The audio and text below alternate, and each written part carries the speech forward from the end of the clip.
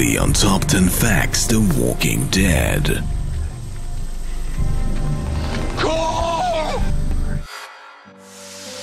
Aside from the amazing makeup work, the zombies in the show never blink or breathe, so every blink and steam formed when breathing in cold environments has to be removed in post-production. Even the noises the zombies make are added in post, so a scene like this would sound more like this.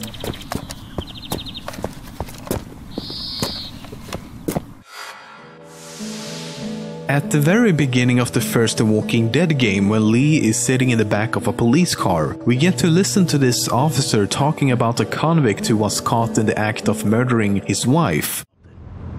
They caught the fucker red-handed, stabbing his wife, cutting her up as the boys came through the door. This is actually a reference to the character Thomas Richards from the Walking Dead comics. While every incarnation of The Walking Dead has so far taken place in the eastern US, mainly in Atlanta and Washington DC, there's actually a spin-off TV series in the works that will follow a new group of survivors taking place in Los Angeles. Remember this scene? You know, the awesome ending of Season 2 that introduced Michonne for the first time? Well, this is actually not her. By that I mean the actor actually plays Michonne, because at the time of shooting this scene, Danai Gurira had not yet been cast, so this is actually someone else. There are a couple of pretty neat references between The Walking Dead and Breaking Bad. Remember back in Season 1 when Glenn steals this red car? Well, this car was later referenced in Breaking Bad as well as Glenn himself. Oh, and make sure you talk to the general manager. His name is Glenn. Glenn. In Season 2, we see Daryl going through Merle's bag of drugs in one scene. That blue stuff at the bottom is of course a nod to the infamous blue sky drug manufactured by Walter and Jesse. And speaking of Jesse, in Season 4, when Daryl talks about his brother Merle, he mentions a dealer he used to work with that sound just like Jesse Pinkman from Breaking Bad. Merle had this dealer. This janky little white guy. Tweaker. And he pulls a gun. Sticks it right here. He says, "I'm gonna kill you, bitch." A lot of things are obviously very different in the TV series compared to the comics. For example, Lori dies pretty early on and Rick and Andrea become lovers. Carol commits suicide and Glenn and Maggie later adopt her daughter Sophia. Another big change is the fact that in the comics, the governor cuts off Rick's right hand pretty early on. They opted not to do this in the show, however, because it would have required them to digitally remove it in every single episode. And while speaking of differences, the creator said himself that the reason the two mediums are so drastically different is because he wanted to surprise fans of the comics so that no one could really predict what would happen next. Norman Reedus, who plays Daryl in the TV series, originally auditioned for the role of his brother Merle, but instead the producers were so impressed by his audition that they wrote the character Daryl specifically for him. Daryl has since become a fan favorite and is so popular in fact that he has his own video game and might become a character later on in the comics.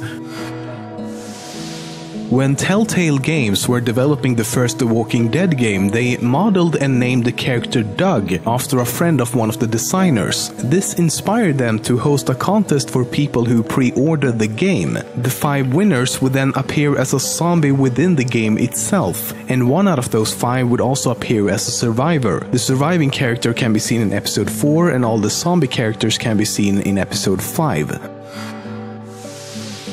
The reason they call the zombies walkers, biters or other names is that in the Walking Dead universe, the works of George A. Romero were never made and thus zombies never appeared in fiction. However, the word itself does actually exist as it has been used on a few occasions in the comics and in the video games.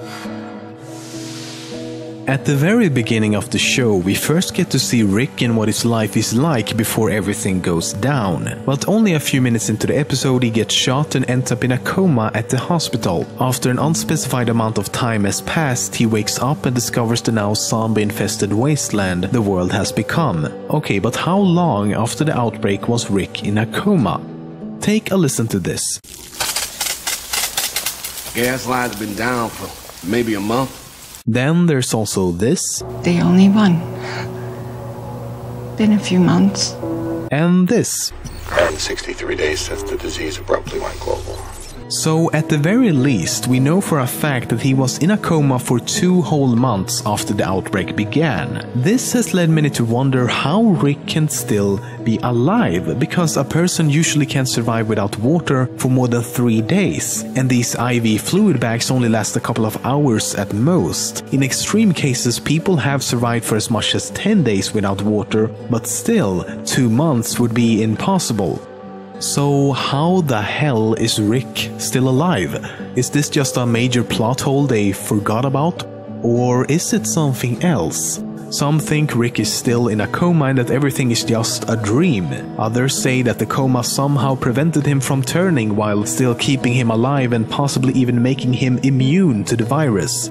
And while theories like these are fun, there's actually a much better explanation. In the webisode The Oath, we meet a woman that actually stayed behind at the hospital after it was overrun and abandoned. The reason she stayed behind was because she felt it was her duty to continue and help people. So it's reasonable to assume that she also took care of Rick while he was in a coma. This is also supported by the fact that the room is a little different when he wakes up compared to when Shane left it and blocked the doors. For example, there were 2 IV stands with 3 bags, but when he wakes up, there's only 1 stand with 1 bag. No bed sheets, 1 desk, another desk. Then there's a few more of these minor details. I think it's pretty safe to say that Rick survived only because this woman took care of him.